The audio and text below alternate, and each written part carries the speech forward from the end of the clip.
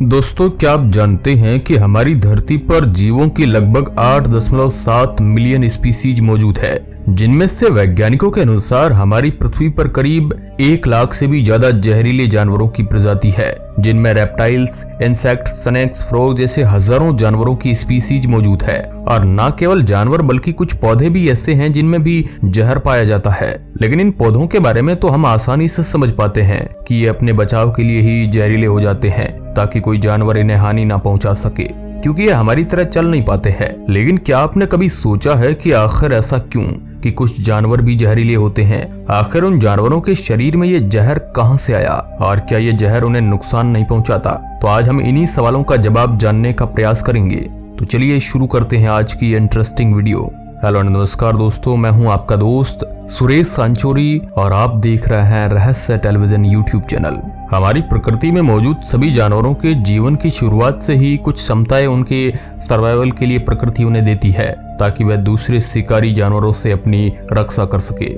इसके अलावा जहर पैदा करने की क्षमता आमतौर पर रैंडम म्यूटेशन का परिणाम होती है, जो एक प्रजाति को लाभ देता है। और ये म्यूटेशन एक तरह का उनमें इवोल्यूशन ही होता है, ताकि वह बदलती प्रकृति के साथ अपने अंदर बदलाव ला सके, जिससे न केवल वह बदलती प्रकृति में जीवित रह सके बल्कि अन्य संकटों से भी अपना बचाव कर सके और साथ ही ये अपना जीवन आजादी के रूप से जी सके। लेकिन अब यहाँ पर दूसरा सवाल ये आता है कि आखिर ये म्यूटेशन क्यों होती है? तो दरअसल बात ऐसी है कि ये एक प्रक्रिया के कारण है जिसे हम नेचुरल सिलेक्शन कहते हैं। नेचुरल सिलेक्शन वह प्रक्रिया है जिसमें जीव अपने जीवन को ही सुरक्षित करने के लिए कुछ ऐसे व्यवहार अपने अंदर पैदा कर लेते हैं, जिससे कि वह अपने आसपास के जो एनवायरनमेंट है उसमें वो सर्वाइव कर सके, यानी वहां पर रह सके आसानी से। और इसमें सबसे बड़ा उदाहरण तो ह्यूमन एवोल्यूशन ही है। आखिर इंसान भी तो पहले एपी जैसे दिखने वाले जीव थे, तब उन्हें अपने 2 पैरों पर चलना भी नहीं आता था। लेकिन जैसे जैसे प्रकृति में बदलाव आते रहे, उन्होंने भी उस अनुसार अपनी जरूरत को समझा और नेचुरल सिलेक्शन द्वारा अपने आप में बदलाव लाते रहे। जैसे कि बाद में उन्होंने धीरे धीरे अपने 2 टांगों पर चलना सीख लिया था और उनके हाथ अब स्वतंत्र हो गए थे, ताकि वे उससे शिकार कर सके और अपना भोजन बना सके। लेकिन यहाँ पर हमारा यह जानना भी बहुत जरूरी है कि यह नेचुरल सिलेक्शन की प्रक्रिया में तो सालों लग जाते हैं एक प्रजाति द्वारा पूरी तरह से स्वीकार करने में, क्योंकि जैसा कि हमने आपको पहले भी बताया है, ये नेचुरल सिलेक्शन जीवों के शरीर में होने वाली म्यूटेशन के कारण संभव होती है। और क्योंकि ये म्यूटेशन असल में पीढ़ी दर पीढ़ी चलती रहती है, इसलिए इसमें कई साल लग जाते हैं। बिल्कुल उसी प्रकार जैसे हमारे पूर्वज बंदरों को भी पूर्ण रूप से आज जैसा दिखने के लिए अपने अंदर काफी ज्यादा बदलाव लाने पड़े, और ये बदलाव भी पीढ़ी दर पीढ़ी ही चलता रहा। अब यदि हम आपको कम शब्दों में और आसान शब्दों में समझाए तो ये कुछ इस प्रकार हैं कि नए म्यूटेशन वाले जीवों को स्वाभाविक रूप से नेचुरल सिलेक्शन द्वारा चुना जाता है, और इन जानवरों की स्पीशीज में होने वाले म्यूटेशन हजारों साल की प्रक्रिया के बाद होते हैं, क्योंकि इस दौरान हमारी प्रकृति में भी काफी बदलाव आता है। इसलिए जानवरों को भी उसमें रहने और लंबे समय तक सर्वाइव करने के लिए उन्हें नेचुरल सिलेक्शन द्वारा कई ऐसी एबिलिटी मिलती हैं जो उन्हें अपनी स्पीशीज को आगे बढ़ाने में और अपनी जान बचाने में मदद करती है।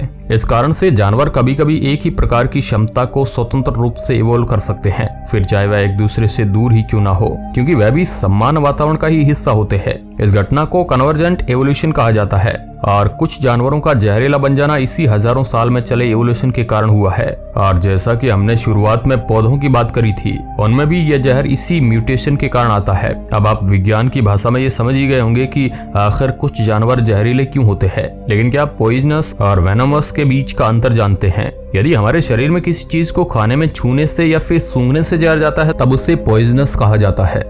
लेकिन यदि हमारे शरीर में जहर किसी जहरीले जानवर के काटने के कारण चला जाए, तब उसे वेनोमस कहा जाता है। और साथ ही ये भी जरूरी नहीं है कि हर एक जहरीले जानवर की क्षमता एक जैसी ही होगी। ऐसा भी हो सकता है कि कुछ जानवर दूसरे जानवरों के मुकाबले ज्यादा जहरीले हो, और साथ ही ये भी मुमकिन है कि सबका जहर अलग अलग तरह का भी हो। जैसे कि हमारे एनिमल किंगडम में कई प्रकार के जहरीले जानवर हैं, जिनमें अलग अलग तरीके का जहर मौजूद है, और वह इससे अलग अलग तरह से अपने बचाव के लिए या फिर शिकार करने के लिए इस्तेमाल करते हैं। जैसे कि कुछ जानवर ऐसे होते हैं जिनमें जहरीले स्पिन्स मौजूद होते हैं, और ये इसे अपने बचाव के लिए इस्तेमाल करते हैं। और दूसरे कुछ जानवर जैसे कि सांप, जिनका जहर उनके मुंह में मौजूद होता है, वह उससे शिकार करने के लिए इस्तेमाल करते हैं। और साथ ही कुछ धीरे धीरे चलने वाले जानवरों को अपने शिकार को दूर जाने से रोकने के लिए जल्दी से मार गिराना जरूरी है, क्योंकि एक धीरे चलने वाला जानवर आखिर शिकार आसानी से कैसे कर पाएगा, और यदि वह शिकार ही ना कर पाया तो वह खुद को जीवित कैसे रख पाएगा। इसलिए यह भी बड़ा कारण है कि दुनिया में सबसे जहरीले जीवों में से एक मरीन कॉर्न स्नेल है। ये स्नेल ज्यादातर समुद्रों में पाया जाता है और ये इतने जहरीले होते हैं कि एक बहुत बड़ी मछली को केवल एक बार में ही काटता है और मछली तुरंत उसके ठीक बगल में गिर जाती है। और साथ ही हर जीव का जहर इस मामले में भी अलग अलग होता है कि आखिर वह कितनी तेजी से असर करेगा।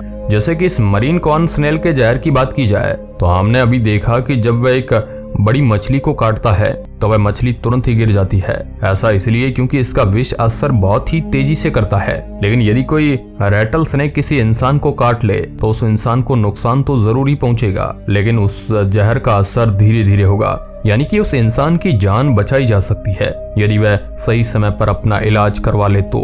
और क्या आप जानते हैं कि वैज्ञानिक ये जानने के लिए कि कौन सा जहर ज्यादा जहरीला है वह एक प्रकार के नंबर का इस्तेमाल करते हैं जिसे LD50 कहा जाता है। इसमें जितना कम मात्रा में ये नंबर होगा उतना ही ज्यादा जहरीला जहर होगा। लेकिन फिर भी ये नंबर उतना भी सहायक नहीं है, ये हमें पूरी तरह से सही जानकारी नहीं दे सकता। इसके लिए हमें कुछ फैक्ट की आवश्यकता होती है, जैसे कि कौन से जहरीले जानवर के काटने पर आखिर कितनों की मौत हुई है और किस प्रकार हुई है, यानी उस जहरीले जानवर के काटने पर उस दूसरे जीव को कितना नुकसान पहुंचा, क्या उस दूसरे जीव की मौत तुरंत हो गई या फिर कुछ समय के बाद हुई। इस प्रकार की कुछ फैक्ट है जो जानकारी में रखने होते हैं। और क्या आप जानते हैं कि इसमें सबसे ज्यादा मौतें जिस जहरीले जानवर के कारण हुई है उनमें सबसे ज्यादा सांप शामिल होते हैं। सांपों के कारण कई ज्यादा मौतें होती है और यही कारण है कि इन्हें डेडलीस्ट एनिमल्स में भी गिना जाता है। सांपों में जहर उनके सलाइवरी ग्लैंड्स में उत्पन्न होता है और वे अपने हाइपोडर्मिक नीडल्स यानी कि अपने दांतों तक उसे पहुंचाते हैं। और साथ ही अलग अलग सांपों में अलग अलग प्रकार का जहर होता है जिसे वे अलग अलग तरह से इस्तेमाल करते हैं। अभी आप जो मोबाइल स्क्रीन पर ये कुछ नाम देख रहे हैं ये वह वेनम है जो कि सबसे ज्यादा सांपों में पाए जाते हैं और इन सब का असर अलग अलग प्रकार से होता है। अब आप इन जहरीले जानवरों के बारे में काफी कुछ समझ गए होंगे, लेकिन अब भी ये सवाल बाकी है कि क्या ये जहर इन जानवरों को नुकसान नहीं पहुंचाता। आखिर ये जहर होता तो इनके शरीर में ही मौजूद है, तो फिर आखिर ऐसा कैसे हो सकता है कि इनके शरीर पर इस जहर का कोई असर ना हो। तो दरअसल होता यह है कि इन जहरीले जानवरों में एक स्पेशल बॉडी पार्ट मौजूद होता है जिसमें ये वेनोम को स्टोर कर रखते हैं और उसे ग्लैंड कहा जाता है। और ये ग्लैंड इन जानवरों के शरीर में जहर को इनके खून से दूर रखता है जिस कारण जहर इन्हें बुरा असर नहीं पहुंचा पाता है। साथ ही जब कोई जहरीला जानवर किसी दूसरे जीव को काट ले तब उनके ग्लैंड्स में से ये जहर उनके दांतों के जरिए निकलकर दूसरे जीव के खून में पहुंच जाता है। और यही कारण है कि खुद जहरीले होने के बाद भी इन्हें कोई बुरा असर नहीं पड़ता है, बल्कि ये दूसरों के लिए हानिकारक हो सकते हैं। हम उम्मीद करते हैं कि आज का ये सवालों का जवाब भरा वीडियो आपको अच्छा लगा होगा, और अच्छा लगा है तो चैनल को आप सब्सक्राइब कर सकते हैं। हम इसी प्रकार की जानकारी इस चैनल पर प्रसारित करते हैं। वीडियो के अंत तक बने रहने के लिए आपका बहुत बहुत धन्यवाद।